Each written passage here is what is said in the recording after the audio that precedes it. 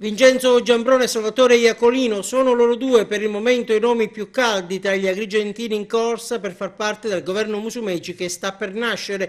Il primo, sindaco di Cammarata e coordinatore provinciale di Forza Italia. La sua per le regionali appena depositate in archivio è stata una candidatura di servizio, scomodato per tamponare una falla apertasi a sorpresa in zona Cesarini nella lista azzurra.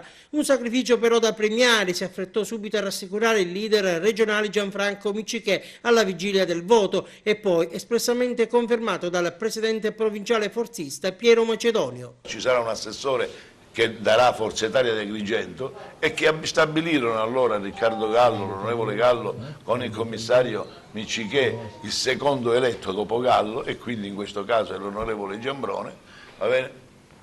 Per cui ci presentiamo con una forza non indifferente. E veniamo a Iacolino, dirigente dell'ASP di Agrigento, l'ex europarlamentare del PDL, transitato prima delle elezioni nelle file dell'UDC, è il nome su cui punterebbe lo scudo crociato. Nelle prossime ore ci sarà un vertice di partito a Palermo e intanto a caldeggiare la sua designazione nella prossima giunta di governo è il consigliere comunale di Sciacca Silvio Caracappa. Il voto del 5 novembre, spiega, ha detto che siamo un partito solido e compatto. C'è un grandissimo rapporto di stima e di amicizia nei confronti di Salvatore Iacolino, che ancora una volta, aggiunge il consigliere comunale saccense, è stato portatore di un numero elevato di preferenze e che si propone per essere uno degli uomini migliori della prossima giunta, targata Musumeci. Tra i papabili c'è anche la ravanusana Giussi Savarino, eletta all'Ars attraverso il listino del presidente, così come è avvenuto per Roberto Di Mauro, il quale però sembra destinato ad occupare la poltrona di vicepresidente di Sala d'Ercole.